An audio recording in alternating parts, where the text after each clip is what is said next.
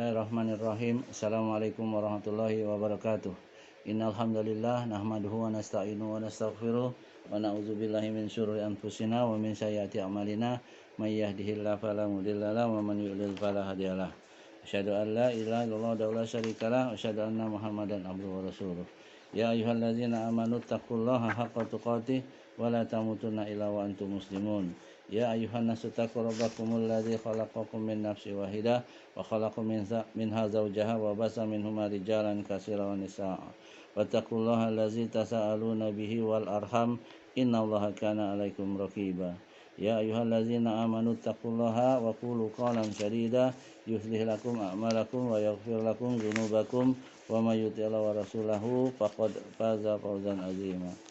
Amma ba'du fa inna asdaqal hadisi kitabullah wa khairal hadi hadi Muhammad sallallahu alaihi wasallam wa sharral umur muhdatsatuha fa inna kulla muhdatsatin bid'ah wa kulla bid'atin dhalalah wa kulla dhalalatin finnar. Saudara rahmat Allah, waktu yang lalu perang Badar sudah kita lalui ya, dan kita pelajari.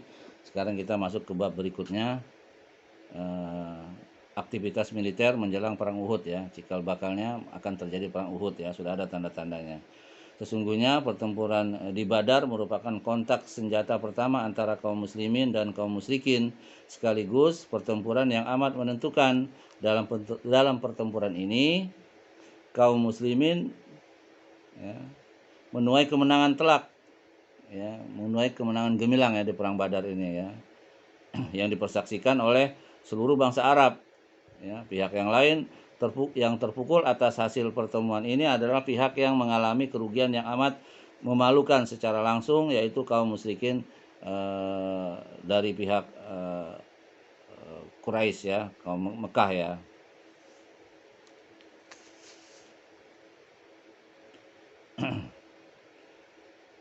Dan kemenangan mereka ini sebagai hantaman ya, mematikan atas eksistensi religi kaum kafir ya, baik keagamaannya, ekonominya ya, juga untuk kaum Yahudi juga ya, dia merasa tertekan juga karena kemenangan orang kaum muslimin di perang Badar ini ya.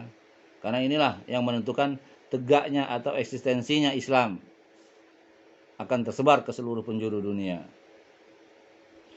Saudara yang dirahmati Allah, semenjak kaum muslimin mendapat kemenangan dalam pertempuran di Badar, kedua pihak ini benar-benar terbakar oleh letupan emosi dan sesak napas terhadap kaum muslimin, yang mana dijelaskan dalam firman Allah dalam surat Al-Maidah ayat 82 ya. A'udzubillahi minasyaitonirrajim.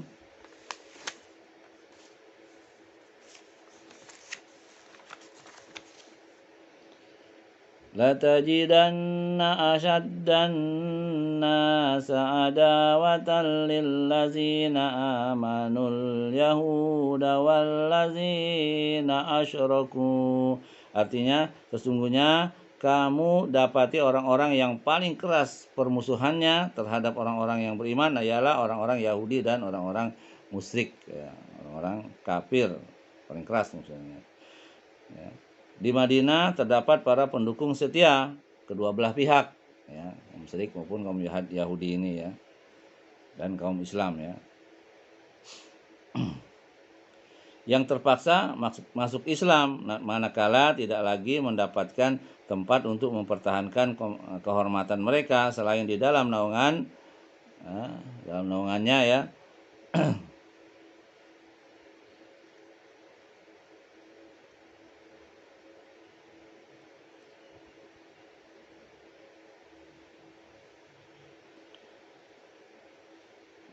Kemudian ya, mereka adalah Abdullah bin Ubay bin Salul ya, ini kaum munafik ya, yang masuk Islam pura-pura dia.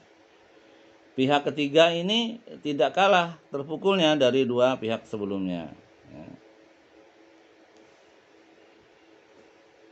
Pihak sebelumnya yaitu Yahudi dan kafir Quraisy ya. Pihak ketiga itu yaitu yang dipimpin oleh orang-orang kafir yang dipimpin yang dulu menjanjikan diangkatnya Abdullah bin Ubay bin Salul ini ya, untuk menjadi pemimpin atau raja mereka. Di samping itu terdapat juga pihak yang keempat, yaitu orang-orang Arab Baduy yang senantiasa hilir mudik di sekitar Madinah. Bagi mereka, masalah kekufuran atau keimanan bukanlah hal yang penting bagi mereka ya. Mereka yang diinginkan adalah dunia. Yang mereka cemaskan adalah tidak bisa lagi merampas harta atau kabilah-kabilah yang ingin berdagang antara Sam dan Mekah ya. Mereka gelisah di situ ya.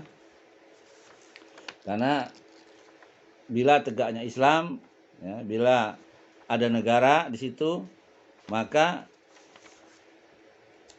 keamanan akan terjaga sehingga mereka tidak bisa lagi sewenang-wenang ya merampas perdagangan orang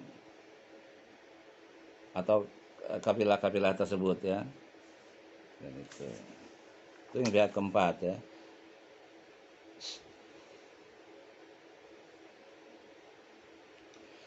Karenanya mereka mulai membenci kaum muslimin sekaligus menjadi musuh mereka pula ya. Jadi ada 4 golongan di situ ya. Kaum Yahudi, kaum kafir Quraisy ya, dan kaum yang di Madinah juga itu yang membentuk kaum Khazraj dan kaum Aus itu ya, yang ternyata sudah masuk Islam ya. Makanya Abdullah bin Ubay bin Salul tuh sewot dia ya, kesel dia ya. Dengan demikian jelaslah bahwa kemenangan tersebut merupakan faktor kekuatan dan izzah serta kemuliaan bagi kaum muslimin di satu sisi, dan di sisi lain sebagai faktor timbulnya kebencian banyak pihak terhadap mereka, yang masing-masing pihak ini mengambil cara-cara tersendiri yang dianggapnya tepat di dalam mencapai tujuannya. Manakala pihak yang berada di dalam kota Madinah dan sekitarnya berpura-pura masuk Islam dan mengambil cara konspirasi dan menebar desas-desus terselubung, maka pihak Yahudi lain lagi caranya ya. Mereka memaklumat permusuhan dan secara terang-terangan menampakkan kebencian dan kedengkian. Sementara kota Mekah telah pula mengancam akan memukul habis kaum muslimin, akan membalas dendam ya. Memaklumatkan balas dendam tersebut, mereka berkonsentrasi untuk memobilisasi secara umum ya, dan terang-terangan serta mengirimkan pesan kepada kaum muslimin sebagai ungkapan kondisi mereka yang sebenarnya gitu, ya. Dan benar saja ya, kaum musyrikin Mekah telah mengirimkan suatu peperangan habis-habisan ke pintu gerbang kota Madinah yang kelak dikenal dengan sejarah dengan namanya perang Uhud ya. Jadi cikal bakalnya ini ya, karena begitu perang Badar menang, Islam kan kokoh kuat di situ. Orang-orang yang biasa berbuat jahat ini takut sehingga membuat makar mereka.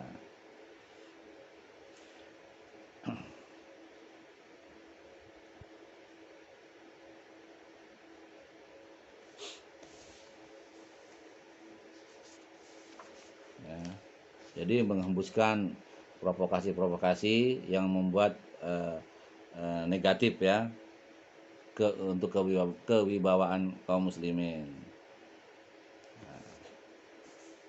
Di antara yang lain juga ya perang Bani Sulaim ya di Al-Qudr.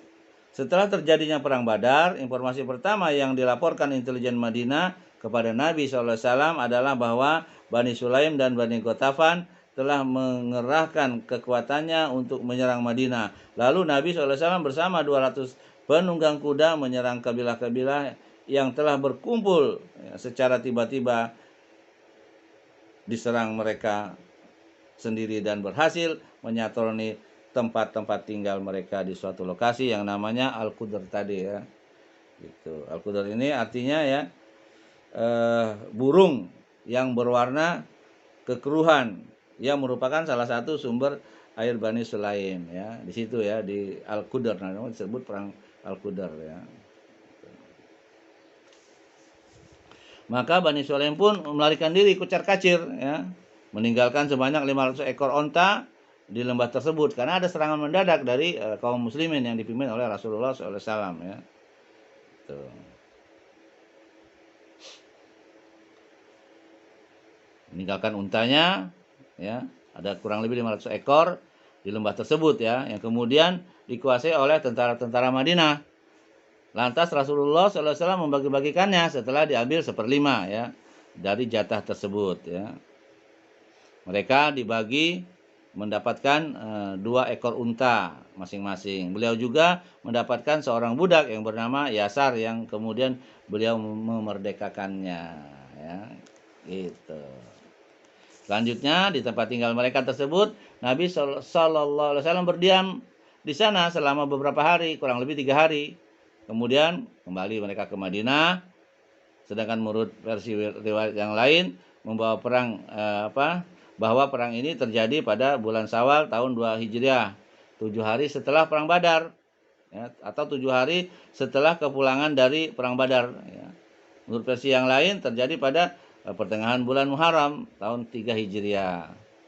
Pada perang ini beliau SAW mengangkat Sibak bin Arpatoh sebagai penguasa sementara atas Madinah menurut riwayat yang lain ya, Ibnu Umi Maktum. Itu ada 2 ya.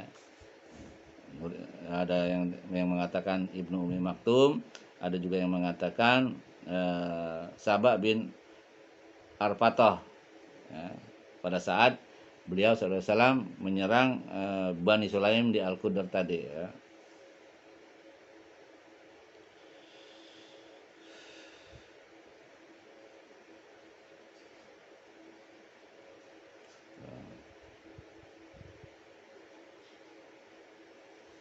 Jadi Al-Qudar itu maksudnya itu tadi ya, burung yang berwarna kekeruhan yang merupakan salah satu sumber dari air Bani Sulaiman yang terletak di Najd di luar perdagangan timur yang amat vital antara Mekah dan Sam. Itu wilayah itu ya, kemudian dikuasai oleh Rasulullah SAW karena mereka diserang secara mendadak ya. Kemudian juga merupakan strategi perang ya, Rasulullah yang jitu ya, sehingga mereka nggak merasa akhirnya kucar-kacir sehingga meninggalkan peralatan perang dia, diantaranya 500 unta. Selanjutnya persekongkolan untuk membunuh Nabi SAW secara licik ya. Salah satu dampak negatif dari kekalahan kaum musyrikin pada pertempuran Badar itu banyak intrik-intrik yang mereka lakukan ya, bahwa emosi mereka menjadi semakin memuncak terhadap Nabi SAW ya. Dan Mekah menjadi semakin mendidih layaknya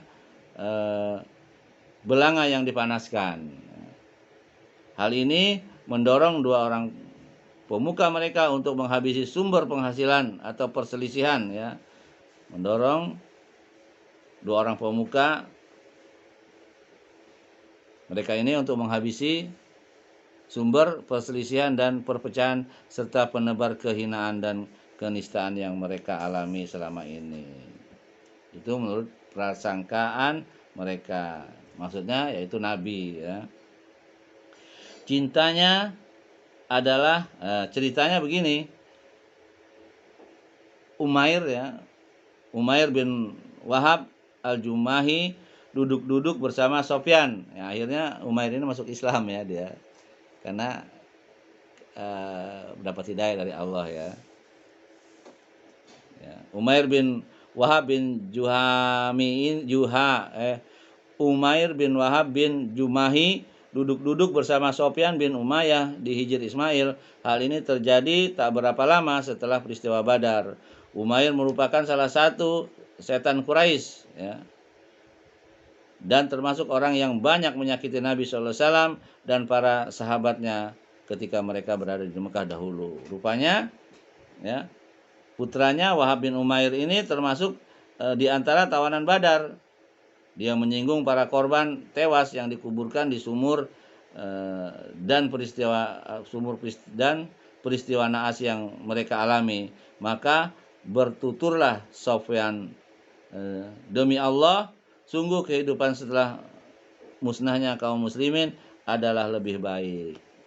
Gitu. Jadi dia bersumpah kalau muslimin hancur, hidupnya akan lebih baik. Ternyata muslim nggak bisa hancur ya.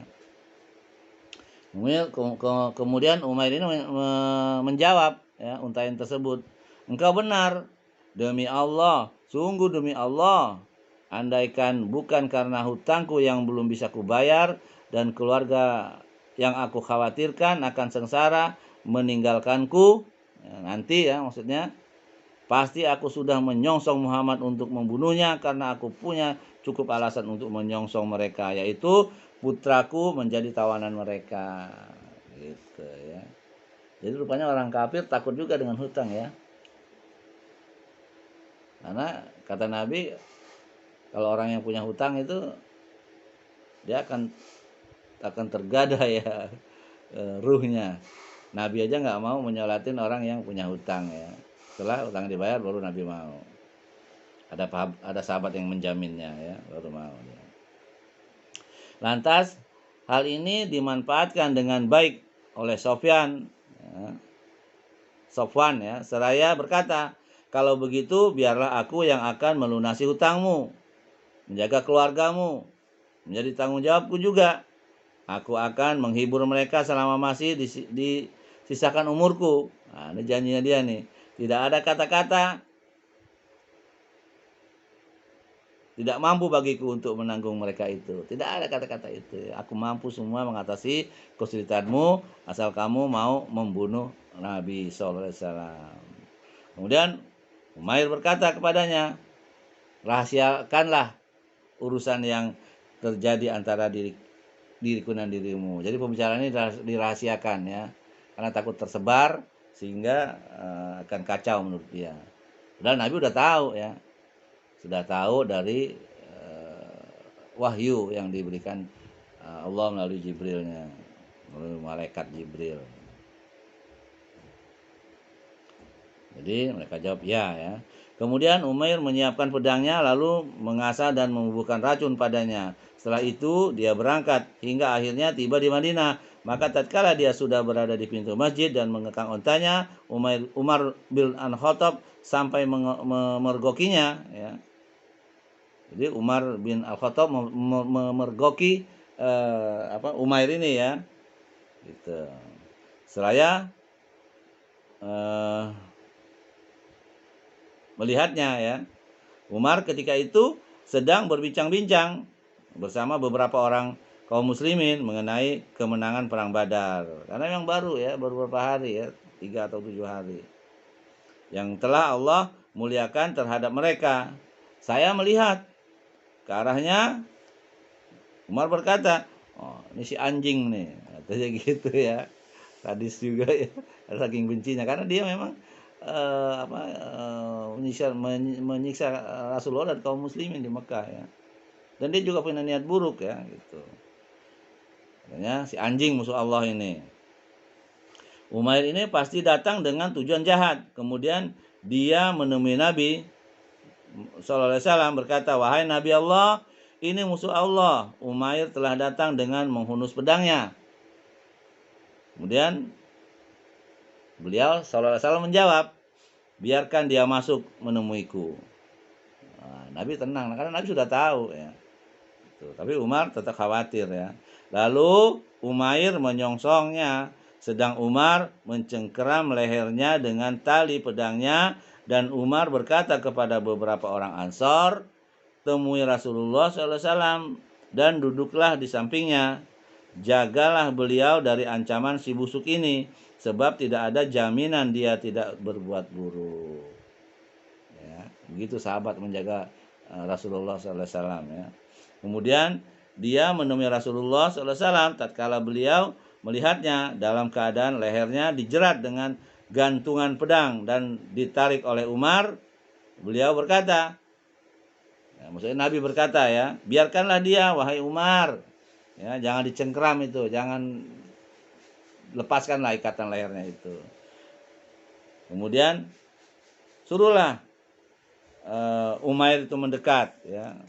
Lalu dia pun mendekat seraya berkata, "Selamat pagi," katanya. Nah, dia nggak tahu ya kalau Islam tuh assalamualaikum, ya.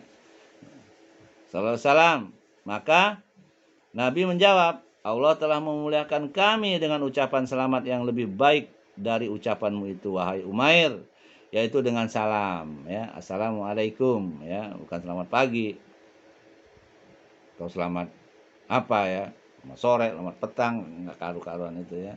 Jadi kalau selamat pagi ya pagi aja selamat. Kalau assalamualaikum, selamat dalam setiap saat itu, selamat terus, ya. Maka kita sebenarnya di sunnah Rasulullah itu kita dianjurkan untuk bila ketemu orang, ya, siapapun itu, terutama orang-orang Muslim, tebarkan salam, kata Nabi. Tebarkan salam, ya, karena itu merupakan sunnah. Jadi kalau kita ketemu orang menebarkan salam, assalamualaikum. Kemudian orang juga mendoakan kita, waalaikumsalam. Jadi semakin banyak kita menebarkan salam, semakin banyak pula orang mendoakan kita. Nah, itu ajaran Islam. Beda dengan ajaran orang kafir, ya. Selamat pagi katanya. Pagi doang lu selamat, ntar siang mati lo. Ya kan? Gitu. Selamat sore lo. Sore doang selamat, malam modar sia, ya kan.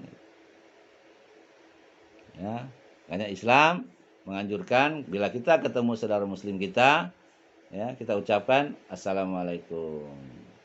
Ya. Gitu.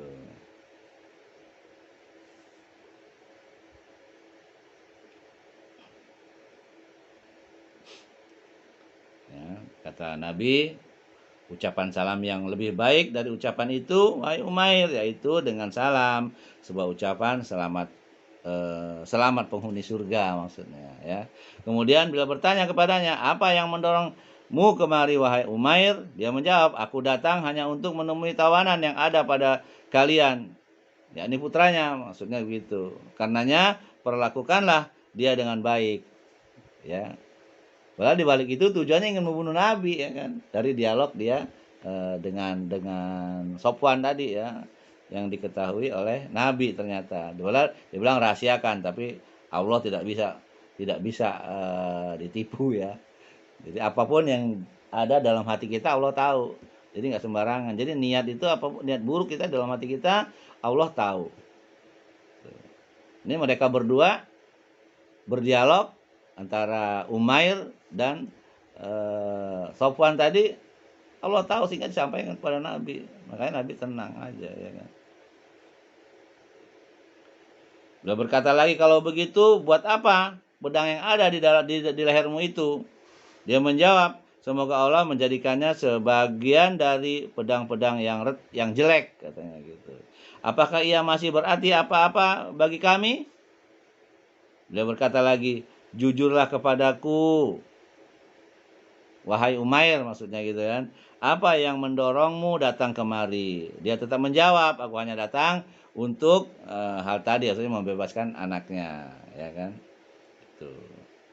Kemudian beliau pun menimpali sallallahu alaihi wasallam yang sebenarnya adalah engkau sudah duduk-duduk berdua dengan Sofyan bin Umayyah di Hijri Ismail, lalu kalian berdua menyinggung tentang para korban perang Quraisy yang dijebloskan ke dalam sumur. Kemudian engkau berkata, andai kata bukan karena hutangku yang belum bisa kubayar dan keluargaku yang menjadi tanggunganku, pasti aku sudah berangkat hingga dapat membunuh Muhammad.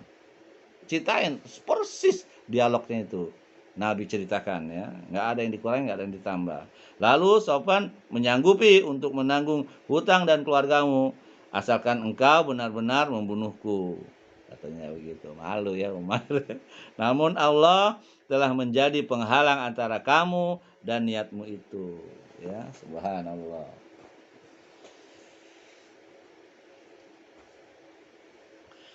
Seketika itu, saudaraku dirahmati Allah, Umair pun berucap, aku bersaksi bahwa engkau adalah Rasul.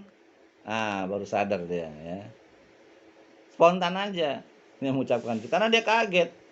Apa yang diucapkan dia berdialog dengan Sofwan, ternyata Nabi tahu, sedangkan dia berada di Madinah. Nabi Sofyan dan Umair itu berada di Mekah, tepatnya di Ka'bah, di Hijr Ismail. Kok bisa tahu dia? Persis lagi omongannya itu, kata-katanya, tidak dikurangi dan tidak dilebihin. Makanya dia langsung mengakui ya, engkau adalah Rasulullah. Memang demikianlah yang kami perbincangkan, wahai Rasul, maksudnya Rasulullah ya. Kami mendustakan berita langit yang engkau sampaikan kepada kami dan wahyu yang diturunkan kepadamu. Namun dalam hal ini tidak ada orang yang hadir selain aku dan Sofwan. Demi Allah, sesungguhnya aku sangat mengetahui bahwa apa yang engkau kabarkan ini semata-mata berasal dari Allah. Segala puji bagi Allah yang telah memberiku petunjuk untuk memeluk Islam dan menggiringku ke perjalanan ini. Kemudian Umair mengucapkan syahadat ya kepada Rasulullah. Itulah kisah Umair masuk Islamnya. Padahal niat pertamanya mau membunuh Nabi SAW. Ini Sofwan belum tahu nih. Dia nunggu kabar ya. Ternyata dia dapat kabar bahwa Umair masuk Islam. Sewot dia. Nah, jadi lagi dia menjamin hutangnya dan keluarganya ya kan. Gitu. Saudaraku dirahmati Allah. Lalu Rasulullah Shallallahu Alaihi Wasallam berkata, ajarkan agama kepada saudara kalian ini, bacakanlah Al-Quran untuknya dan bebaskanlah tawanannya. Saya anaknya bebaskan, gitu ya. Gitu. Adapun yang terjadi pada Sofwan, dia berkata kepada orang-orang Mekah, katanya, bergembiralah wahai penduduk Mekah, kalian akan mendapatkan peristiwa yang sangat menyenangkan kalian. Ya, bergembiralah dari sekarang. Ya, dan dengarkanlah apa yang membuat kalian melupakan peristiwa pahit Badar. Dikira Umair dapat membunuh Nabi ya. Makanya dia berujar kepada para penduduk Mekah, disuruh bergembira ya, menanti kabar gembira, balas dendamnya sudah tercapai. Sejak itu dia selalu bertanya, karena belum tahu ya, Sofwan ya, bertanya kepada para musafir perihal Umair, sehingga ada seorang musafir yang menginformasikan kepadanya bahwa dia telah memeluk Islam. Maka Sofwan sewot ya.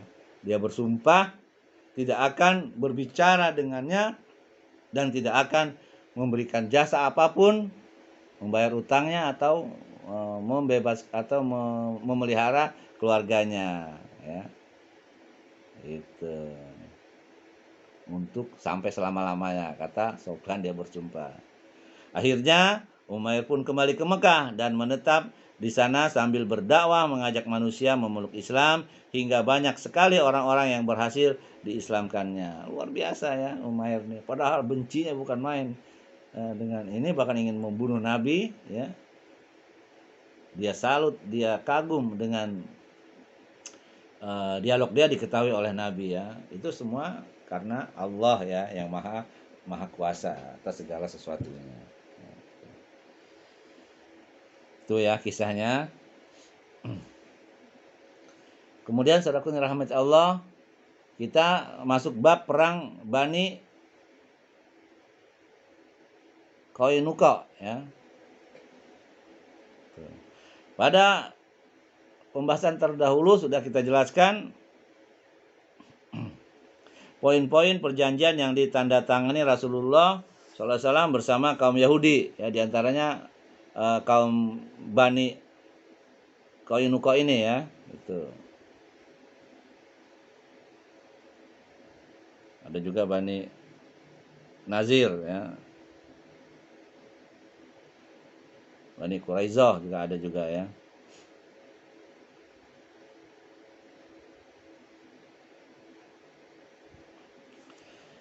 Beliau begitu antusias untuk melaksanakan isi perjanjian tersebut sehingga secara prakteknya tidak satu huruf pun dari poin-poin yang dilanggar kaum muslimin, akan tetapi kaum Yahudi melanggarnya, ya.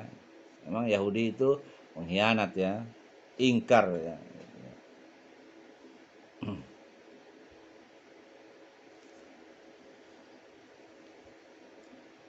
Khianat, curang, itulah ciri-ciri Yahudi,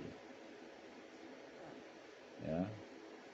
Melanggar perjanjian yang sudah dibuat kesepakatan bersama sebenarnya itu kan. Tidak bertahan lama, ya, perjanjian-perjanjian tersebut, hingga kembali melakoni tabiat lama mereka tersebut. Mereka mulai melancarkan cara atau penebaran desas-desus, ya, persekongkolan, provokasi, ya, sehingga menimbulkan keresahan dan keguncangan di barisan kaum muslimin, ya, dengan provokasi kaum Yahudi tersebut, ya. Kemudian Nabi memerangi juga dan mengusir, ya. Itulah, ya, di antara contoh kebusukan kaum Yahudi atau tipu muslihat Yahudi, ya. Ibnu Ishaq berkata, San bin Qais, seorang tua renta dari etnis Yahudi, pembesar kekufuran dan seorang yang amat iri lagi dengki terhadap kaum muslimin, melintasi beberapa orang sahabat Rasulullah SAW. Ya, ini contohnya, ya. Masuk bab juga nih, bab berikutnya, contoh kebusukan muslihat orang Yahudi, ya. Jadi mereka melewati kaum-kaum di Madinah, ya, yaitu kaum Khazraj dan kaum Aus, ya. Ini udah jadi sahabat Rasulullah, ya, kebanyakan itu. Mereka menghembuskan, ya, hal-hal yang buruk, ya, membangkitkan semangat kemarahan, ya, yang pernah dilakukan antara mereka berperang antara Khazraj dan Aus, ya, gitu. Dari suku Aus dan Khazraj di suatu majelis tempat mereka biasa berkumpul dan bercengkrama, suasana keakraban, kekompakan dan perdamaian di antara mereka di atas din Islam.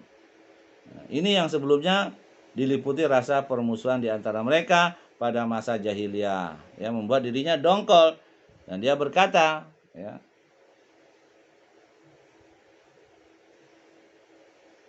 itu berkata kepada kaum tersebut, ya, kaum Quraizah dan Aus tersebut, demi Allah ini tidak boleh terjadi, ya, tidak boleh mereka akur, maksudnya gitu kan. Bila mereka sudah bersatu padu seperti ini, maka kami tidak akan dapat mendikte mereka lagi. Lalu dia memerintahkan seseorang pemuda Yahudi yang ada bersamanya seraya berkata, pergilah, bergabunglah dengan mereka dan duduk-duduklah di sana, ya. Untuk menghasut maksudnya, ya. Kemudian ungkitlah kembali kepada mereka peperangan Ba'ats, ya, peperangan antara Aus dan Khazraj, itu namanya perang Ba'ats, perang saudara, ya, di zaman jahiliyah, ya. Dan nostalgiakan mereka, ya. Senandungkan kepada mereka sebagian syair-syair yang pernah menjadi kebanggaan mereka. Kemudian sang pemuda itu pun melakukannya. Lalu tak berapa lama mereka pun mulai terlibat perang mulut hingga akhirnya timbul cekcok dan saling berbangga-bangga dengan sukunya masing-masing. Makanya nggak boleh, ya, berbangga-bangga dengan suku, itu kan dilarang dalam Islam, ya. Itu namanya hulu, ya, berlebihan. Kemudian mereka sambil meloncat ke tunggangan mereka masing-masing dan saling berbantah-bantahan. Salah seorang dari keduanya berkata kepada kawannya, jika kalian menginginkan, sekarang juga kita ulang kembali perselisihan atau penyulutan obor perang di antara kita. Akhirnya kedua pihak terpancing emosi dan berkata, mari kita lakukan. Nah, emosi dia, ya. Makanya orang emosi itu tidak boleh, ya. Mereka sudah akur, sudah kompak, sudah damai gitu. Tapi datang si Sa'is bin Qais ini ya. Dia orang Yahudi yang udah tua renta, dia menyuruh seorang pemuda ya, pemuda Yahudi untuk memprovokasi dua suku tersebut.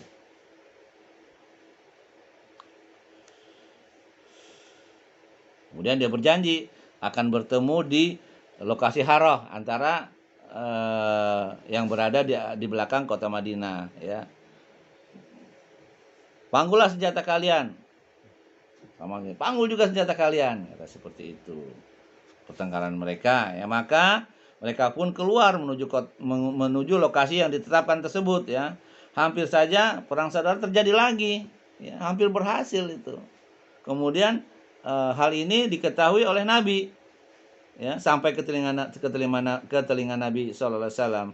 Lalu beliau menghampiri mereka bersama beberapa orang sahabatnya dari kalangan muhajirin ya.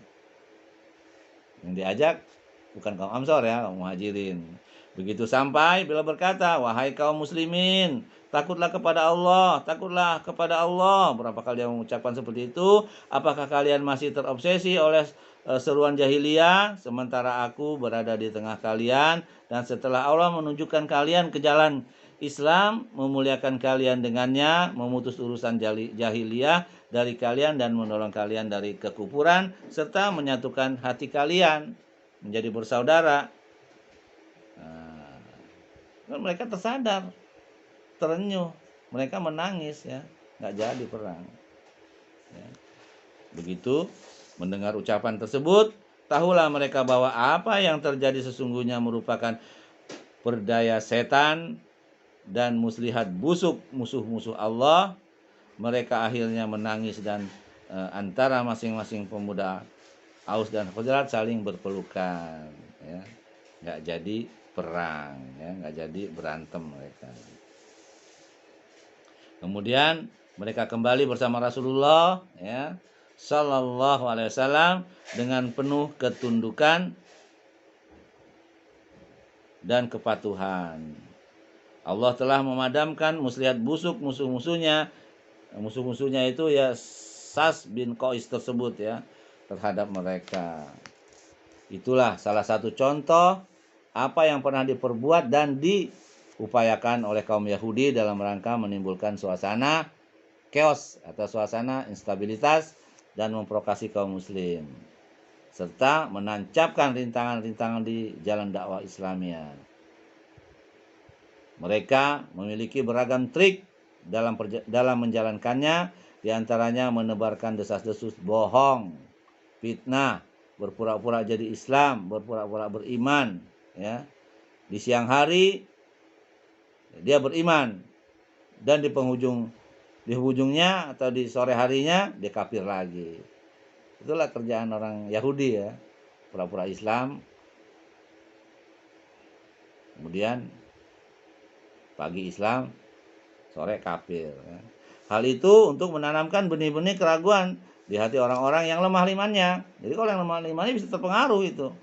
Mereka mempersulit pencarian hidup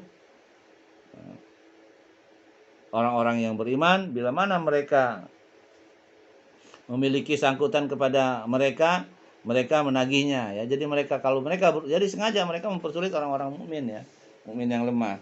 Kalau mereka punya utang, tagih terus tiap hari, tagih terus. Kalau mereka punya makanan, diambil makanannya dengan cara zalim. Begitulah cara dia memprovokasi orang-orang muslim yang lemah imannya.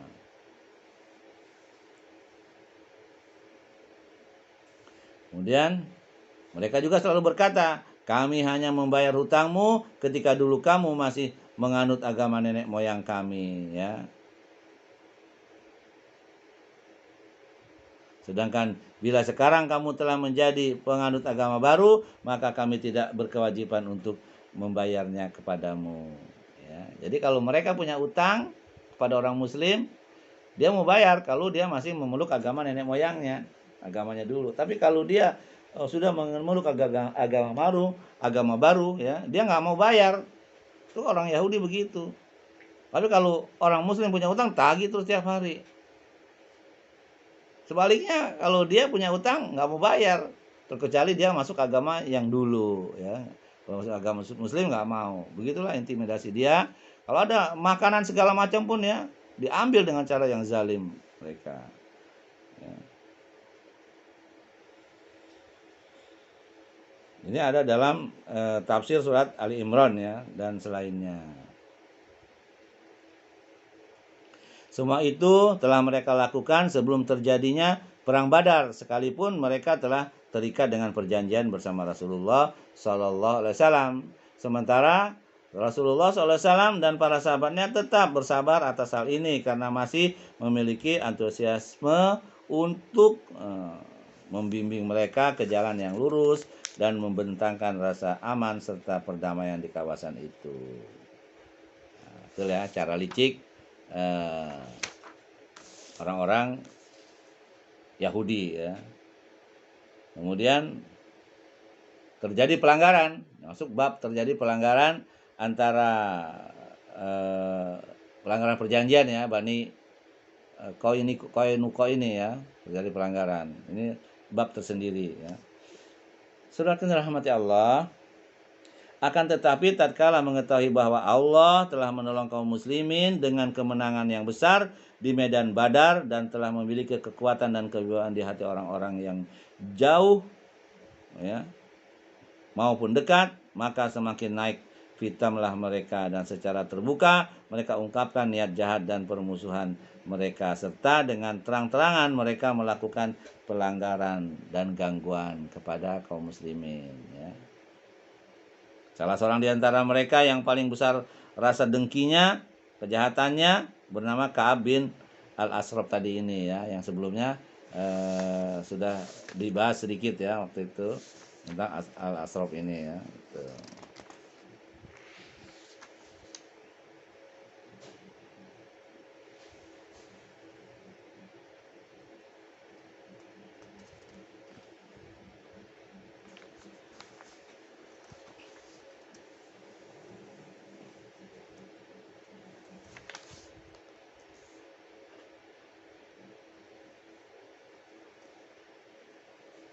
Hal ini dikatakan akan dipaparkan kemudian ya. Jadi Al-Ashraf ini nanti ada bab tersendiri dia ya. Bab tersendiri.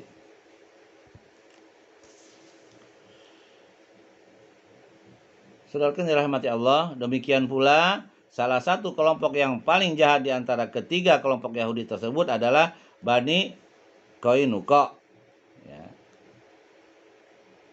Mereka ini tinggal di dalam kota Madinah, di suatu perkampungan yang diberi nama dengan nama kelompok mereka dan berprofesi sebagai tukang emas, tukang besi dan pembuat bencana ya. Dan masuk juga senjata ya gitu. Karena profesi ini secara otomatis masing-masing laki-laki di kalangan mereka sudah memiliki beberapa peralatan tempur. Jumlah orang yang siap tempur di kalangan mereka ini kurang lebih 700 orang ya. Di samping itu mereka juga dikenal sebagai komunitas Yahudi yang paling berani di Madinah. Merekalah pihak yang pertama kali melanggar perjanjian dari kalangan Yahudi ya. Yahudi itu ada berapa kelompok ya. Di antaranya itu ini Qainuqa ini ya yang paling keras. Tatkala Allah menganugerahkan kemenangan bagi kaum muslimin pada perang Badar, bertambahlah frekuensi kelaliman mereka. Mereka semakin memperluas hasutan dan provokasi, menimbulkan kerusakan, melemparkan ejekan serta gangguan terhadap setiap muslim yang mendatangi pasar mereka. Bahkan sampai-sampai mereka melakukan pelecehan terhadap kaum muslimat ya. Ini ada seorang wanita ya ikut atau berdagang juga di pasar Qainuqa ini ya. Disuruh buka cadarnya atau jilbabnya, dia nggak mau, kemudian diakalin ya, diikat tuh jilbabnya. Kemudian begitu dia berdiri, karena nggak sadar nih perempuan ini ya, nggak sadar dia berdiri, terbukalah, dia menjerit, kemudian adalah kaum muslimin yang membantu dia. Kemudian Yahudi tadi dibunuh ya. Tuh.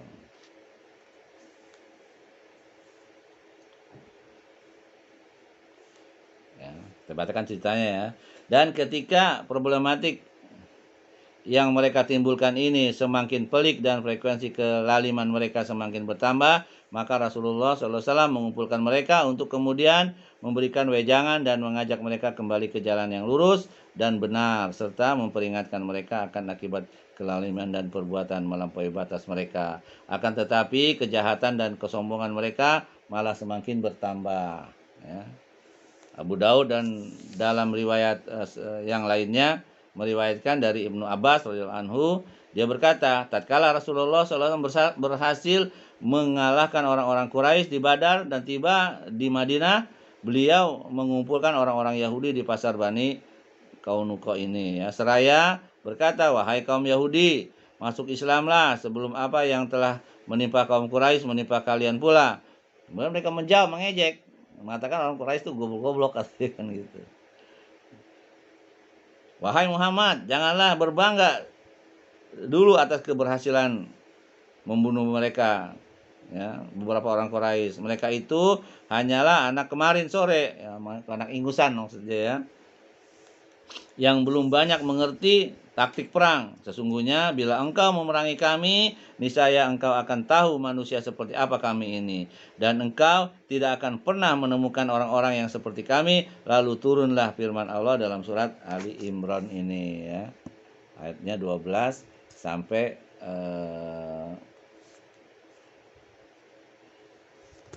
sampai 13 ya. Lihat ya, Imran.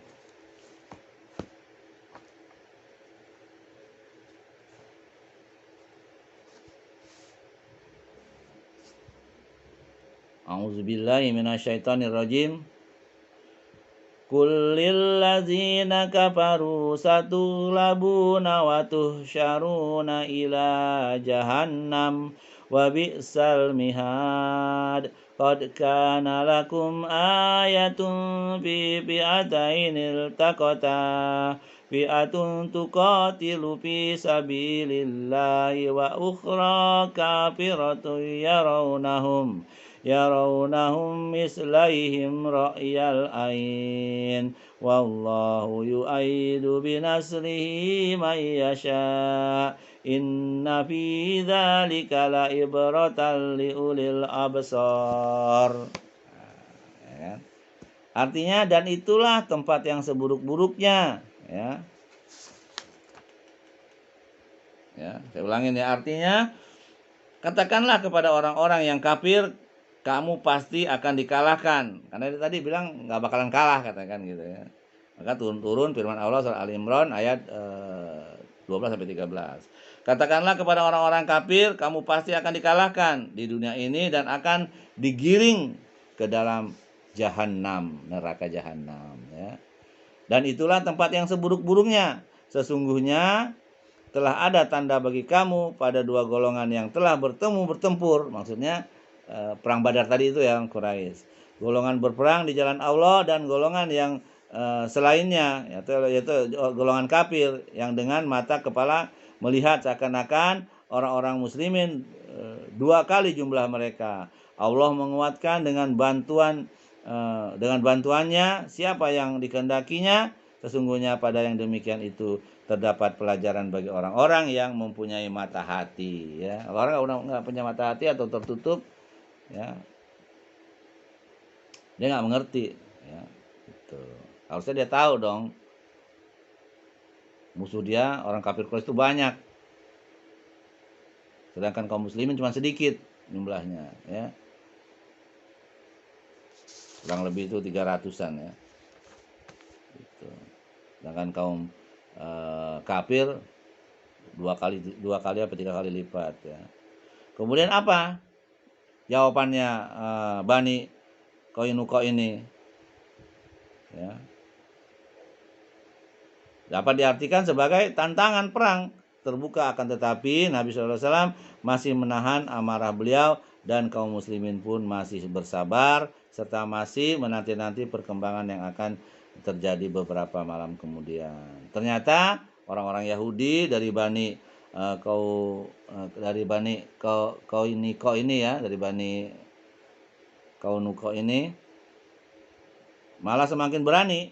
Tidak jarang mereka menimbulkan kecemasan dan dalam suasana chaos ya, atau instabilitas di kota Madinah.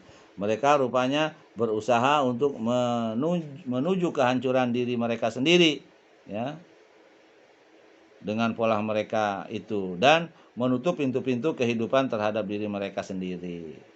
Sebenarnya itu ya, dia nggak tahu, nggak sadar gitu. Kemudian Ibnu Hisham meriwayatkan dari Abi Aub bahwasanya seorang wanita Arab datang dengan membawa hasil kerajinannya ya, kita wanita tadi ya yang ada di pasar itu tadi. Seorang wanita datang, seorang wanita Arab ya, orang muslimin ya, datang membawa kerajinan sendiri untuk menjual di pasar Bani Kaunuko ini ya, dan duduk di dekat seorang tukang emas, orang Yahudi ini. Lalu mereka memaksanya agar menyingkap wajahnya, namun si wanita ini menolak. Si tukang emas meraih ujung pakaiannya dan mengikatnya ke punggungnya tanpa sepengetahuan wanita itu. Manakala ya, dia berdiri atau terbukalah auratnya ya, maksudnya disaksikan hal ini, mereka pun terbahak-bahak, ketawa-tawa. Oh, misalnya gitu, kelihatan mukanya ya, seneng dia ya kan gitu. Kemudian wanita tersebut ya, berteriak kencang sehingga didengar oleh seorang laki-laki muslim yang langsung melompat ke arah tukang emas yang kebetulan seorang Yahudi, lalu membunuhnya. Ya, seorang Yahudi itu dibunuh. Ya. Orang-orang Yahudi yang ada di situ pun mengepung si muslim lalu membunuhnya pula, ya kan? Jadi bunuh-bunuhan. Hal ini membuat keluarga si muslim berteriak meminta tolong kepada kaum muslimin atas tindakan orang-orang Yahudi tersebut, sehingga terjadilah tindak kekerasan di antara mereka dan Bani Kaunuko ini tersebut ya. Akhirnya mereka terusir ya. Tuh.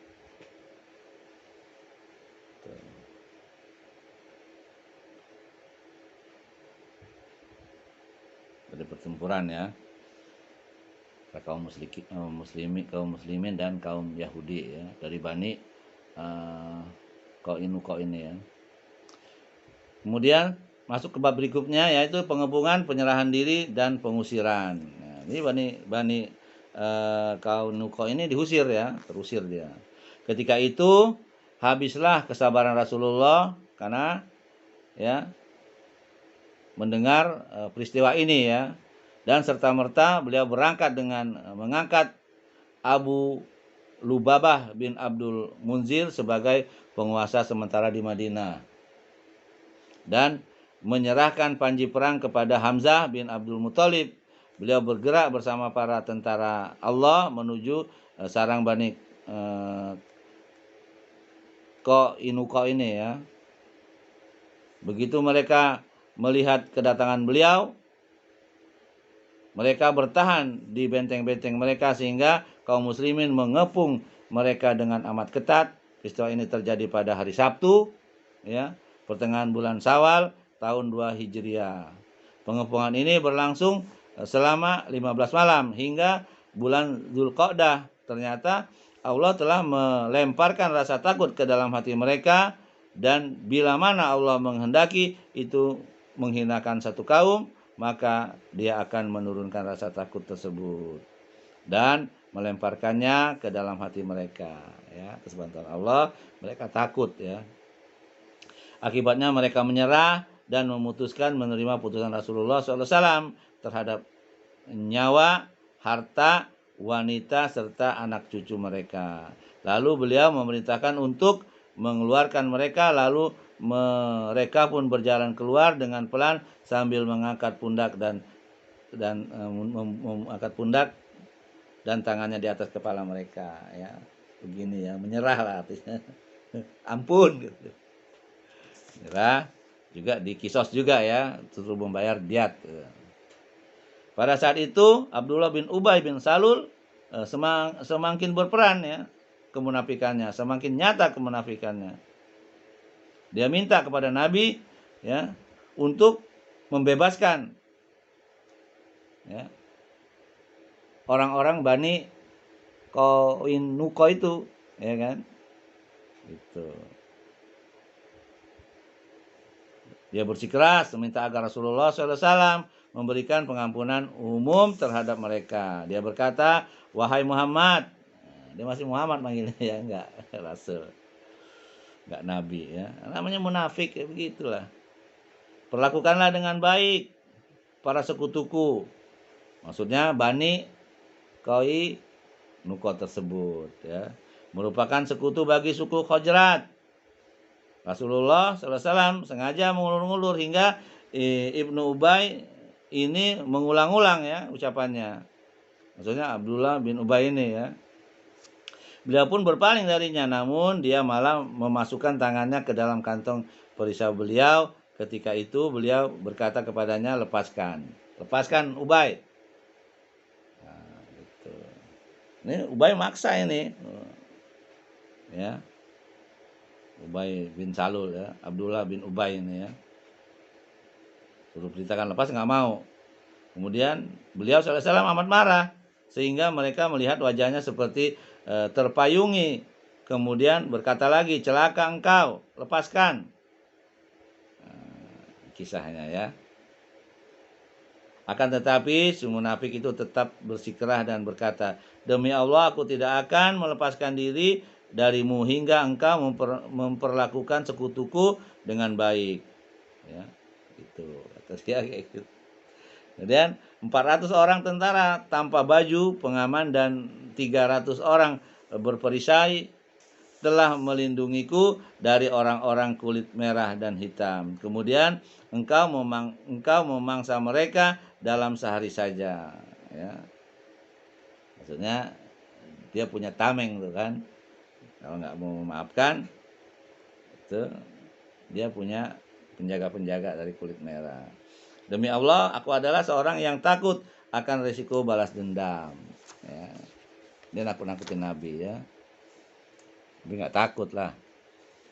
Saudaraku rahmatullah, Rasulullah SAW memperlakukan si munafik yang baru sekitar sebulan saja menampakkan keislamannya ini dengan meminta jaminan. Beliau menyerahkan mereka kepadanya dan memerintahkan agar mereka keluar dari Madinah dan tidak hidup berdampingan dengan beliau lagi di sana. Akhirnya mereka terusir menuju kawasan pinggir Syam. Maka tak berapa lama mereka tinggal di sana hingga mayoritas mereka binasa. Ya, modal juga ya.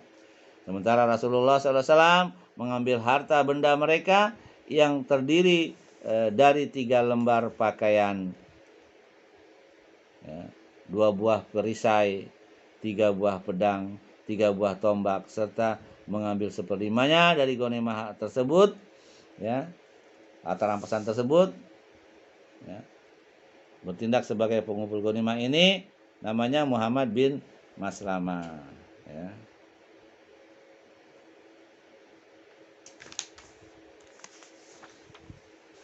Berakhir rahmati Allah. Ya.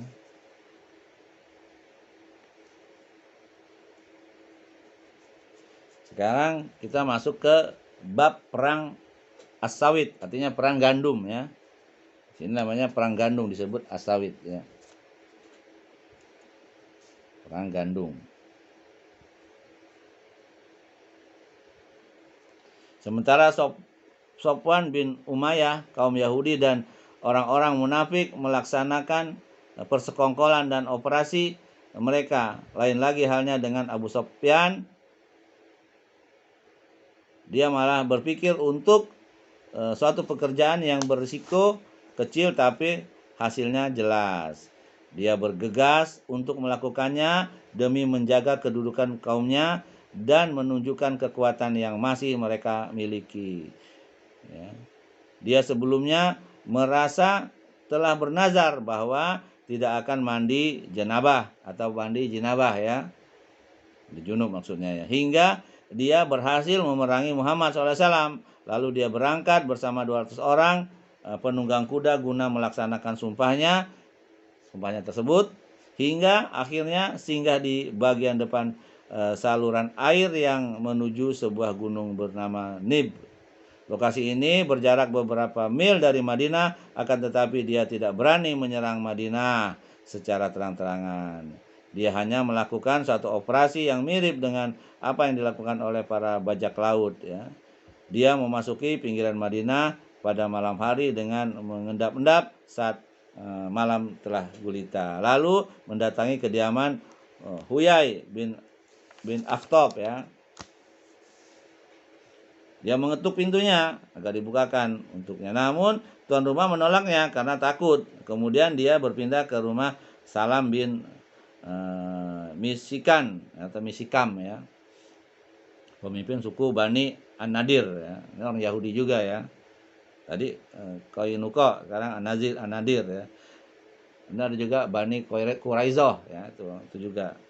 Dan sebagai bendahara mereka kala itu ya, dia meminta izin kepadanya untuk bertamu dan dia pun mengizinkannya. Ya, tuan rumah melayaninya dengan minum khamar untuk mereka berdua ya. Dulu memang kesukaan mereka adalah minum khamar atau arak ya.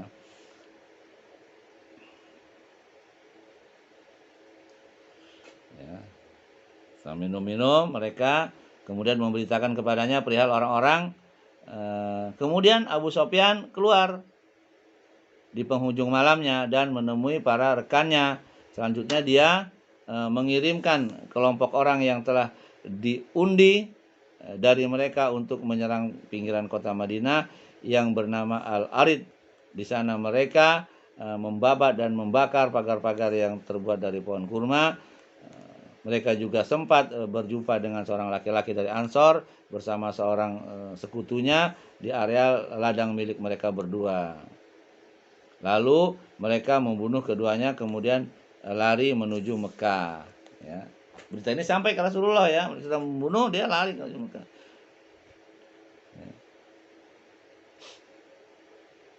Ya, berita ini sampai ke telinga Rasulullah. Kemudian Rasulullah SAW mengejar Abu Sofyan ini dan orang-orangnya, akan tetapi rupanya mereka sudah lari dengan secepat kilat. Namun mereka sengaja membuang banyak sekali gandum ya, atau sawik tadi ya, atau adonan gandum ya.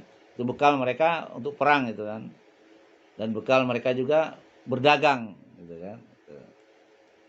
Yang merupakan perbekalan dan suplai makanan mereka agar dapat meringankan beban mereka. Karenanya mereka berhasil lolos dari kejaran Rasulullah SAW. Ya. Rasulullah SAW mengejar mereka hingga ke Korkoroh Al-Qudr. Kemudian kembali lagi. Ya. Lalu kaum muslimin membawa sawik yang dibuang oleh kaum kafir tersebut. Insiden ini dinamakan dengan Perang As-Sawik. Ya. Istilah ini terjadi pada bulan Zulhijjah tahun kedua Hijriah, itu 2 bulan setelah Perang Badar. Kali ini beliau juga mengembankan tugas sementara di Madinah kepada Abu Lubabah bin Abdul Munzir. Ya. Itulah kisah Perang Sawik ya. Kemudian kita masuki bab berikutnya, Perang Zim Amr. Ya. Atau sumber air ya, itu nama burung. Ya. Ini merupakan ekspedisi militer terbesar yang dipimpin Rasulullah SAW menjelang pertempuran Uhud. Beliau memimpin ekspedisi ini pada bulan Muharram tahun 3 Hijriah. Perang ini terjadi akibat adanya laporan intelijen Madinah kepada Rasulullah SAW bahwa terdapat konsentrasi massa besar yang terdiri dari Bani Sa'labah dan Muharib guna melakukan penyerangan terhadap kawasan pinggir Madinah. Ya, ini dari orang-orang Mekah ya. Maka Rasulullah SAW memerintahkan kaum muslimin agar bersiap-siap dan berangkatlah beliau bersama 450 pejuang yang terdiri dari pasukan penunggang kuda dan pejalan kaki. Pada perang ini beliau sallallahu alaihi wasallam mengangkat Utsman bin Affan ya sebagai penguasa sementara di Madinah. Kemudian di tengah perjalanan mereka berhasil menangkap seorang laki-laki bernama Jabbar dari Bani Sa'labah. Dia kemudian dihadapkan kepada Rasulullah SAW, lalu mengajaknya untuk memeluk Islam hingga dia menerima dan masuk Islam. Beliau menggabungkannya dengan Bilal dan malah menjadi pemandu jalan bagi kaum muslimin menuju lokasi musuh ya. Tadi ya. Orang Sa'labah ya, namanya Jabbar dari Bani Sa'labah. Saudaraku rahmati Allah, pasukan musuh akhirnya bercerai-berai ke lereng-lereng bukit ketika mendengar kedatangan tentara Madinah. Sementara Nabi SAW telah sampai bersama pasukannya di tempat konsentrasi massa tersebut, yaitu di sebuah sumber air yang bernama Zi Amr ya. Beliau tinggal di sana selama bulan Safar penuh pada tahun 3 Hijriah atau sekitar itu untuk memberikan kesan kepada orang-orang Arab Baduy maksudnya ya, akan kekuatan kaum muslimin dan agar mereka diliputi rasa takut dan ciut. Kemudian setelah itu beliau kembali ke Madinah. Jadi orang-orang Arab Baduy juga brengsek juga kan, karena dia ingin negara ini ingin nggak ada gitu kan, supaya dia gampang merampok gitu kan. Nah ini inilah ya kisah yang akan dijelaskan oleh penulis ini tentang kisah wafatnya Ka'ab bin Al-Ashraf ini ya, itu.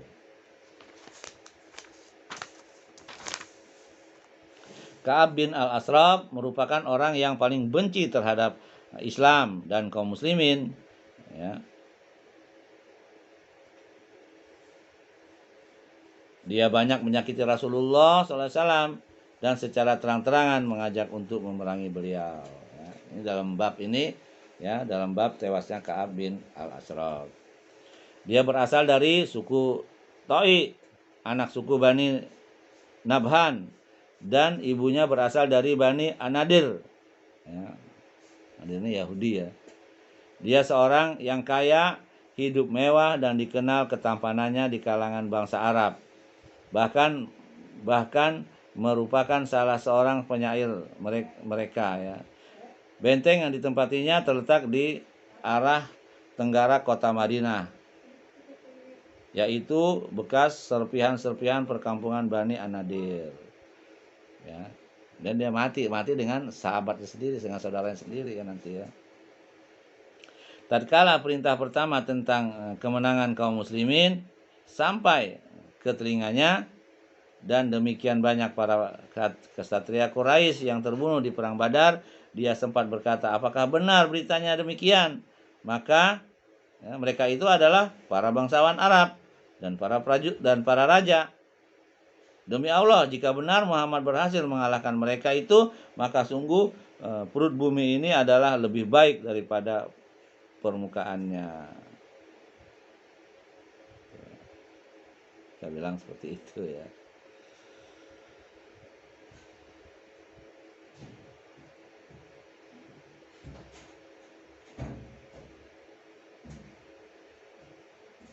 Nggak percaya dia gitu kan. Memang benar lebih baik perut bumi ini katanya daripada orang-orang kelompok dia ya, raja-raja dan orang-orang pembesar terbunuh. Dan manakala dia benar-benar yakin berita tentang hal tersebut, bangkitlah si musuh Allah ini untuk merangkai syair ejekan terhadap Rasulullah dan kaum muslimin ya. Kemudian memuji musuh mereka serta memprovokasi agar memerangi mereka. Belum puas dengan hanya sebatas itu, dia malah mendatangi Quraisy dan singgah di rumah Al-Muthalib bin Abi Wida'ah As-Sahmi. Di situ dia merangkai syair-syair yang meratapi para korban dari pihak kaum musyrikin yang terkubur di sumur Badar.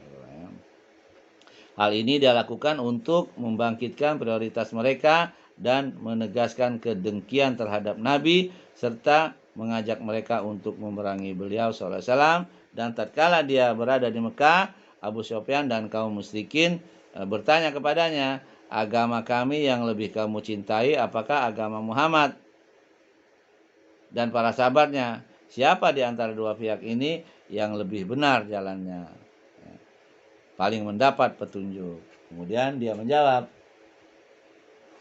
kami lebih benar, kalian lebih benar jalannya daripada mereka dan lebih utama, kata si tapi itu si Ka'ab ya, Ka'ab bin Al-Ashraf ini.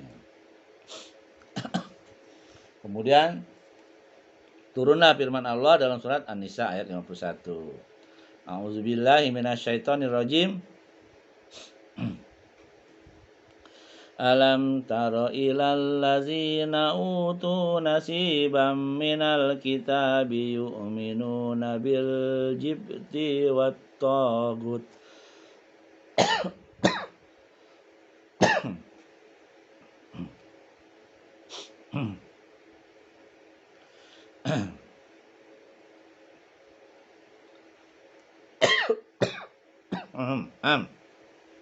Mohon maaf ya, serak nih. Kemarin lagi puasa ini ya. Subuh ini.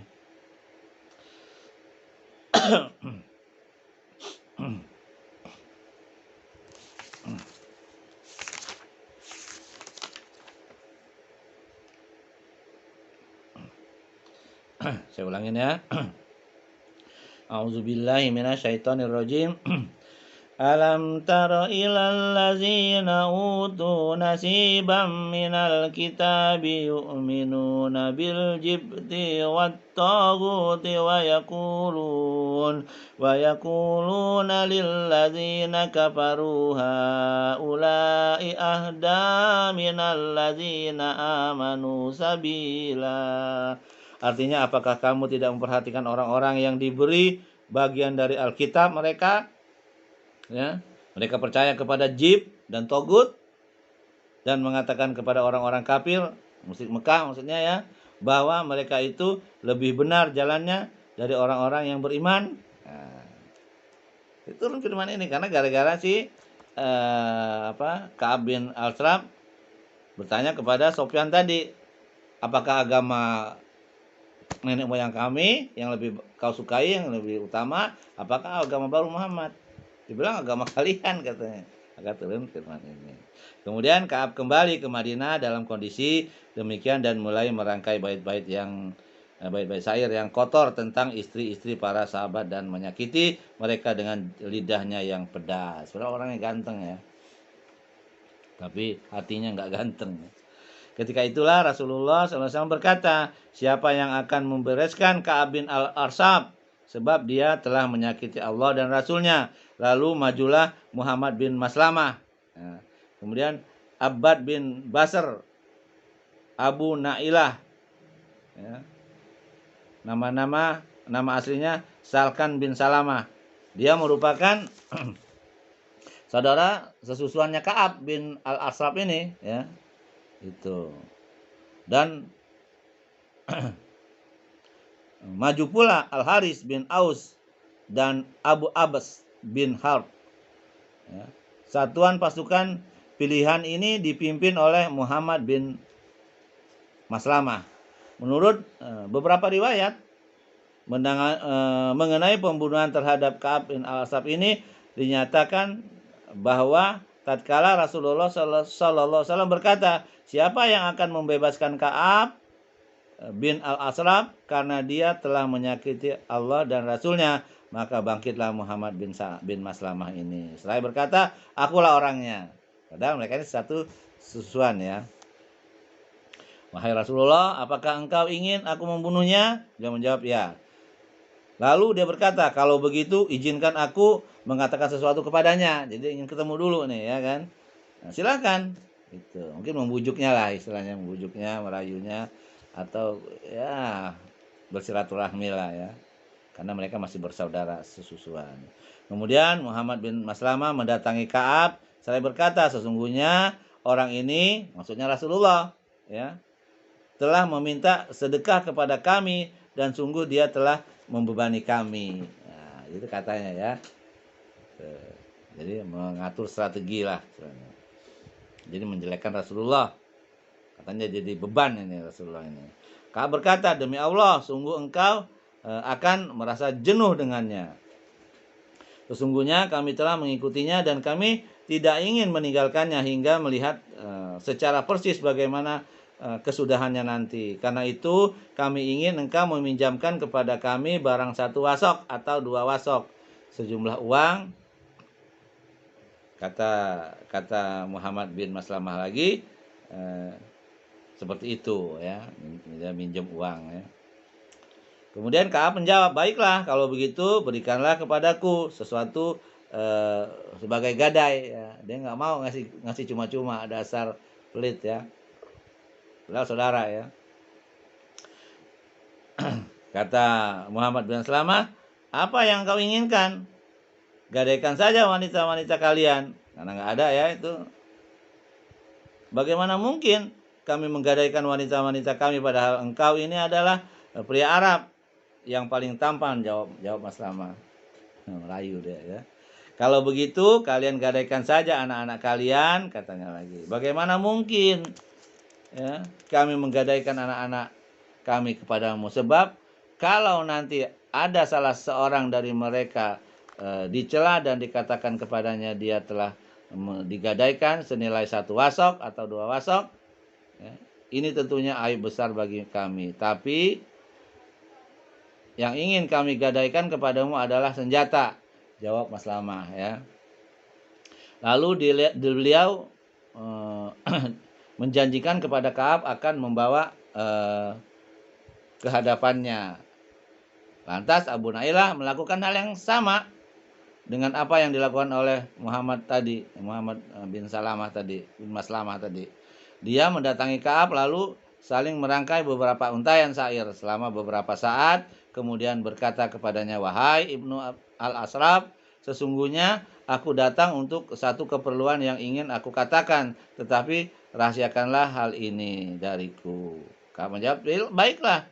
Kemudian Abu Nuailah berkata, kedatangan orang ini, yakni Rasulullah maksudnya ya, dia bikin jelek lagi kan, di tengah kami merupakan bencana yang membuat bangsa Arab memusuhi kami, melemparkan anak panah mereka kepada kami secara bersama dari satu busur, alias memusuhi mereka ya, orang-orang Arab kata dia kan, secara bersama-sama. Lalu terputuslah semua jalan bagi kami sehingga keluarga kami terlantar dan banyak jiwa yang melayang. Akhirnya kami mengalami kesusahan, demikian pula dengan keluarga kami. Lalu percakapan itu terjadi, setelah itu sama isinya dengan percakapan Ibnu Maslamah tadi ya. Di tengah percakapan itu Abu Nailah berkata, sesungguhnya bersamaku beberapa orang rekan yang seide denganku, dan aku ingin menghadirkan mereka ke hadapanmu bersamaku, untuk kemudian engkau bisa membayar mereka dan mengatur sebaik-baiknya. Rupanya Ibnu Maslamah dan Abu Nailah telah berhasil menggiring percakapan ini sesuai dengan skenario dia ya. Terbukti Ka'ab sama sekali tidak curiga ya. Keduanya membawa senjata dan rekan-rekan mereka telah terjadinya percakapan tersebut. Itu strategi ya, strategi perang. Karena bukan Yahudi aja yang licik ya, Islam juga harus berbuat licik tapi demi kebenaran. Pada suatu malam yang diterangi rembulan, yaitu malam ke-14 Rabiul Awal tahun 3 Hijriah, berkumpullah satuan pasukan pilihan tersebut bersama Rasulullah SAW. Lalu beliau mengantarkan mereka hingga di Baqi Al-Ghordad, yaitu yang dekat samping Masjid Nabawi ya, itu kuburan para sahabat sekarang ini masjid itu sekarang ini namanya Baqi ya. Kemudian beliau memberikan pengarahan kepada mereka seraya berkata, berangkatlah dengan nama Allah, ya Allah tolonglah mereka. Kemudian beliau pulang ke rumah dan terus melakukan sholat serta bermunajat kepada Rabb-Nya. Masya Allah ya. Akhirnya satuan pasukan pilihan ini dapat memasuki benteng milik Ka'ab bin al-Ashraf. Selanjutnya Abu Nailah memanggilnya, lalu bangkitlah Ka'ab untuk turun menemui mereka. Masih belum curiga dia ya. Maka berkatalah istrinya yang merupakan istri barunya, hendak kemana engkau di waktu seperti ini? Aku mendengar suara darah muncrat, kata dia bilang gitu. Udah mulai ini ya, firasat ya.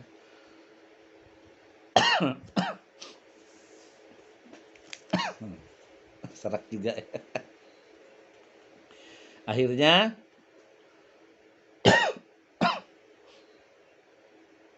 Ka'ab berkata, itu tidak lain adalah saudaraku Muhammad bin Maslamah dan sesusuanku Abu Nailah.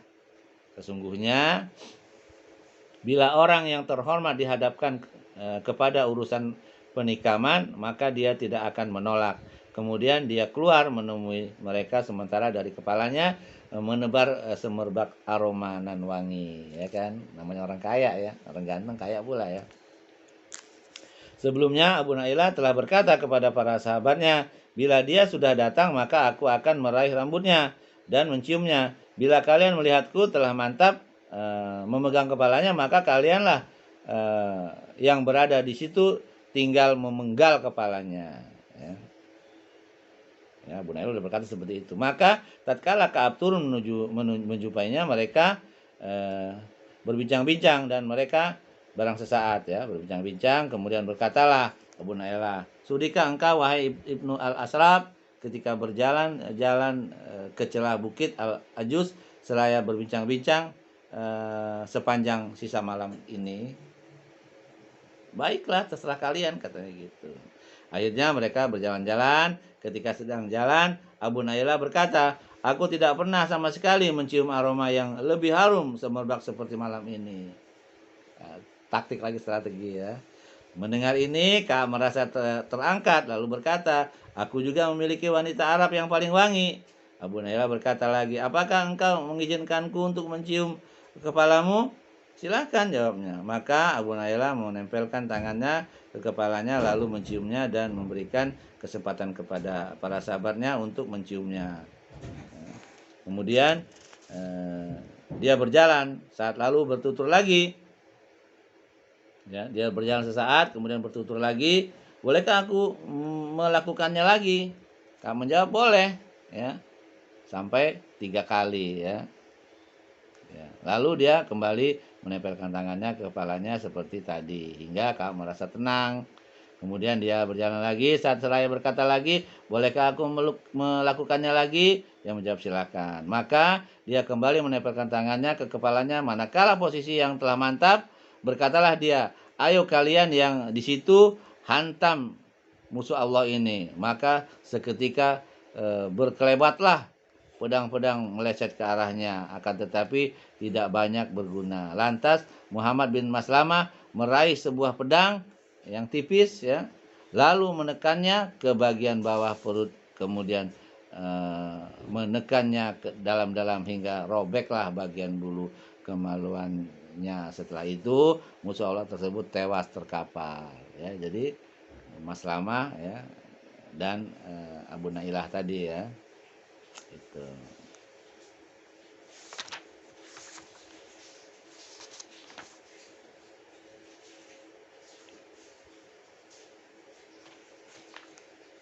Sebelumnya dia sempat berteriak dengan sangat kencang sekali sehingga membuat cemas orang-orang yang di sekelilingnya. Tidak ada satupun benteng yang menyalakan lampu. Satuan pasukan pilihan ini kemudian pulang ke Madinah, sementara Al-Haris bin Aus terkena sebagian sabetan pedang para sahabatnya sehingga terluka dan darah menetes. Ketika mereka sampai di Harrah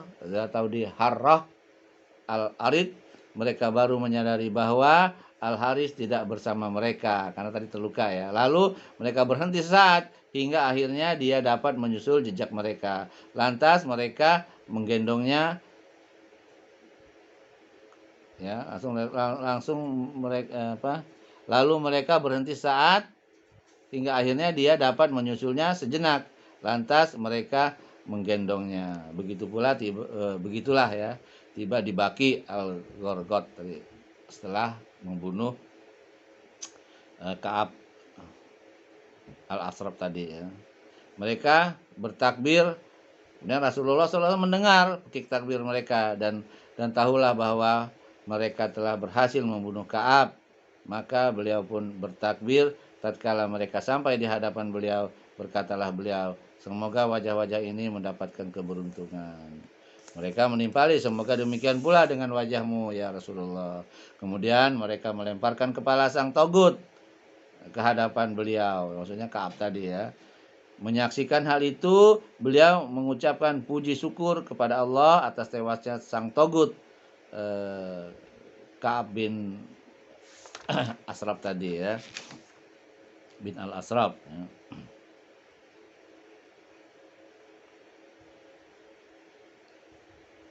Kemudian meludahi luka Al-Haris sehingga seketika dia sembuh, dan sejak itu dia tidak pernah lagi tersakiti oleh apapun ya. Itu Al-Haris tadi ya. Nah dia luka ya, Al-Haris bin Aus tadi terluka dengan sabutan pedang para sahabatnya ya. Kemudian diludahi nama Rasulullah, sembuh seketika itu juga. Sama waktu itu Ali juga begitu, matanya sakit, sudah datang ke dia, diludahin sembuh juga. Itulah kemujizatan Nabi kita Muhammad Sallallahu Alaihi Wasallam. Tatkala orang-orang Yahudi mengetahui peristiwa tewasnya sang togut Ka'ab bin al-Ashraf tersebut ya, merayaplah rasa ketakutan yang amat sangat di hati mereka yang keras itu, dan tahulah mereka bahwa Rasulullah SAW tidak akan segan-segan menggunakan kekerasannya manakala melihat jalur nasihat tidak lagi berguna terhadap siapa saja yang ingin mengacaukan keamanan, menimbulkan suasana instabilitas atau chaos ya, dan tidak menghormati perjanjian. Karena itu mereka tidak berani berbuat apa-apa atas kematian sang togut. Ya. Bahkan mereka lebih memilih diam atau berpura-pura menepati perjanjian dan bertindak tenang. Rupanya cepat sekali ular-ular itu kembali bersembunyi di kalangan lubang-lubangnya. Jadi tadinya kan mereka semua sebenarnya ingin mengingkari ya perjanjian itu yang dikepalai oleh Ka'ab bin al-Ashraf tadi. Tapi ternyata mereka takut di pura-pura aja beriman lagi gitu, pura-pura menaati perjanjian itu lagi. Dengan demikian, saudara yang dirahmati Allah, untuk sementara waktu Rasulullah SAW dapat berkonsentrasi untuk menghadapi bahaya yang diperkirakan akan datang dari arah luar Madinah, dan kaum muslimin pun kembali dalam suasana normal dan telah diringankan dari sekian banyak problematik internal yang selama ini merundung mereka, dan dari waktu ke waktu selalu mereka mencium aromanya. Kemudian perang Barhan ya, perang Barhan ini nggak jauh ya dari Madinah juga ya. Ini merupakan patroli perang terbesar. Jumlah personilnya mencapai 300 orang pejuang. Dalam hal ini Rasulullah SAW sendiri yang memimpinnya. Kejadiannya pada bulan Rabiul Akhir tahun 3 Hijriah. Patroli ini bergerak menuju suatu lokasi yang dikenal dengan nama Bahran, yaitu pertambangan terletak di wilayah Hijaz, arah Al-Far. Beliau menetap di sana selama bulan Rabiul Akhir hingga Jumadal Ula tahun 3 Hijriah. Kemudian kembali ke Madinah tanpa terjadi pertempuran ya. Ini untuk lengkapnya bisa dilihat di kitab Ibnu Hisham halaman 50-51 dan Zadul Ma'ad ya. Beberapa sumber sejarah berbeda pendapat dalam menentukan apa sebab terjadinya perang ini. Sebuah sumber menyebutkan sebabnya bahwa beberapa intelijen Madinah memberitakan kepada Rasulullah Sallallahu Alaihi Wasallam bahwa Bani Sulaim menghimpun kekuatan besar untuk menyerang Madinah atau kawasan pinggirannya. Sumber lainnya juga menyebutkan bahwa justru beliau meninggalkan Madinah dengan tujuan menyerang Quraisy. Versi kedua inilah yang disebut oleh Ibnu Hisam dan menjadi pilihan Ibnu Qayyim. Bahkan beliau sama sekali tidak menyinggung perihal versi kesama tersebut. Ya. Kemudian bab berikutnya Brigade Zaid bin Harithah. Ya. Ini merupakan patroli perang terakhir dan tersukses yang dilakukan oleh kaum muslimin menjelang perang Uhud, terjadi pada bulan Jumadal Akhir tahun 3 Hijriah ya, setelah perang Bahrain itu ya. Ikhwalnya adalah bahwa setelah peristiwa Badar, kaum Quraisy senantiasa dicekam oleh rasa cemas dan gelisah. Muslim ya, di saat musim panas ya. Saat musim panas telah tiba yang menandakan semakin dekatnya perjalanan musim mereka di kawasan Syam. Melakukan hal ini juga merupakan delima atau problem tersendiri pula. Sofwan bin Umayyah berkata kepada kaum Quraisy sebagai orang yang ditunjuk kaum Quraisy untuk memimpin perjalanan kafilah dagang tahun ini ke kawasan Syam. Sesungguhnya Muhammad dan para sahabatnya telah mengawasi perjalanan kafilah dengan kita. Karena itu kita tidak tahu apa yang harus kita lakukan terhadap para sahabatnya tersebut. Sementara mereka tidak beranjak dari kawasan pesisir. Warga yang tinggal di pesisir tersebut telah mengadakan perundingan dengan mereka dan mayoritas sudah bergabung bersama Muhammad SAW. Sehingga kita tidak tahu jalan mana lagi yang harus kita telusuri, kata Abu Sufyan ya. Sofyan bin Umayyah ini ya. Kita juga hanya tinggal di negeri kita, maka modal kita pasti habis dimakan oleh kita sendiri sehingga tidak akan ada lagi yang tersisa. Padahal kehidupan kita di Mekah hanya bergantung kepada perdagangan di kawasan Syam pada musim panas ini ya, dan ke Habasyah, Ethiopia pada musim dingin. Jadi perdagangan mereka ke Syam dan ke Ethiopia. Jadi kalau musim panas beliau ke mereka ya berdagang ke Syam, kalau Sudikin ke Habasyah ya, Ethiopia Afrika ya.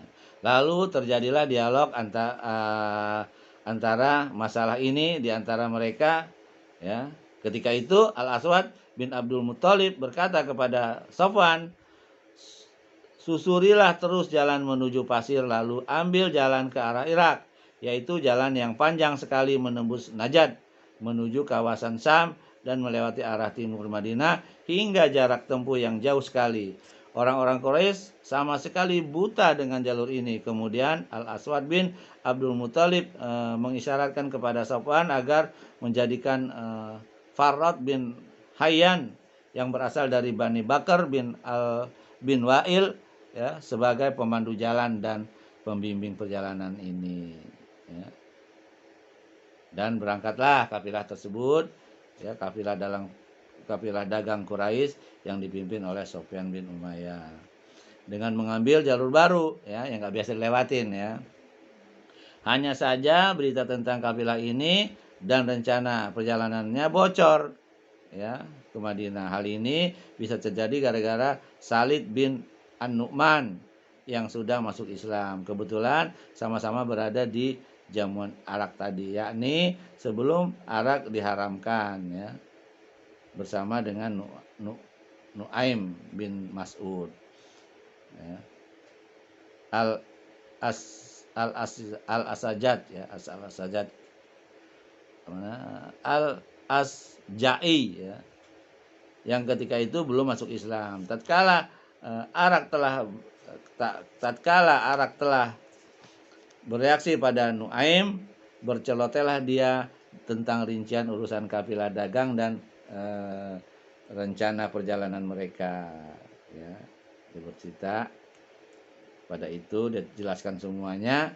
Maka dengan cepat Salid menemui Nabi SAW untuk menceritakan kisah tersebut. Saat itu juga Rasulullah SAW menyiapkan sebuah ekspedisi yang berkekuatan 100 penunggang kuda di bawah komando Zaid bin Harithah ya, Al-Kalbi.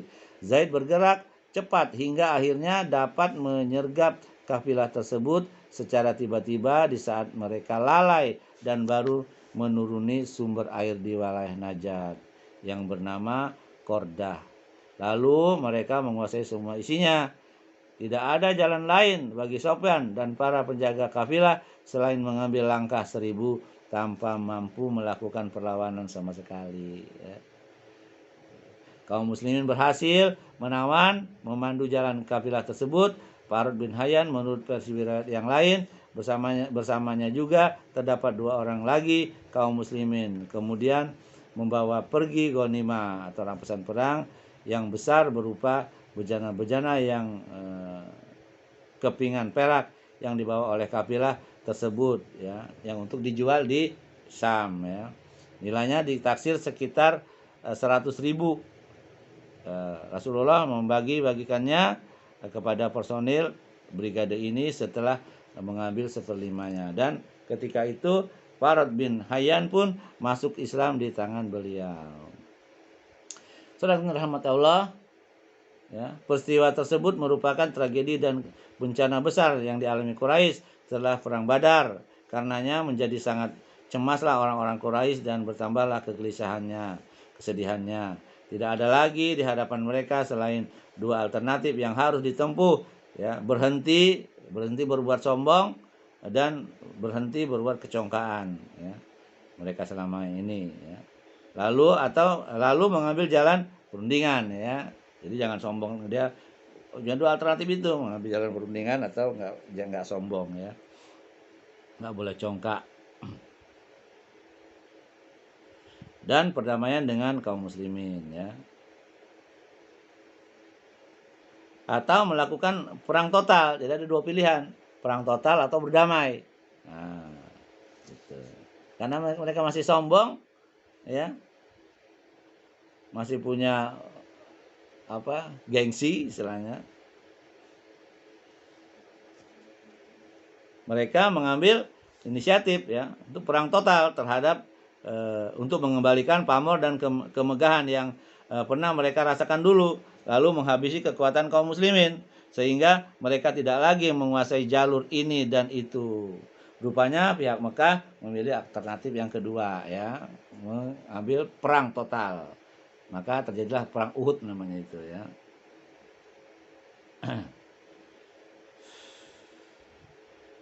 Dengan begitu mereka semakin bersikeras untuk menuntut balas segala persiapan melawan kaum muslimin dengan melakukan mobilitas penuh dan tekad untuk menyerang mereka di rumah mereka sendiri. Maka hal tersebut dan peristiwa-peristiwa sebelumnya merupakan peristiwa yang mematangkan terjadinya pertempuran di Uhud nantinya, ya. Ini cikal bakalnya perang Uhud, ya. Itu saja yang bisa saya sampaikan, mudah-mudahan ini bermanfaat untuk diri saya dan untuk menjadi amal baik buat diri saya dan antum. Apa yang benar itu datang dari Allah, apa yang salah itu datang dari diri saya sendiri karena kebodohan saya, karena minim ilmu saya mohon ampun kepada Allah dan saya mohon maaf kepada antum, ya. Subhanakallah bihamdik, asyhadu alla ilaha illa anta, astaghfiruka wa atubu ilaik.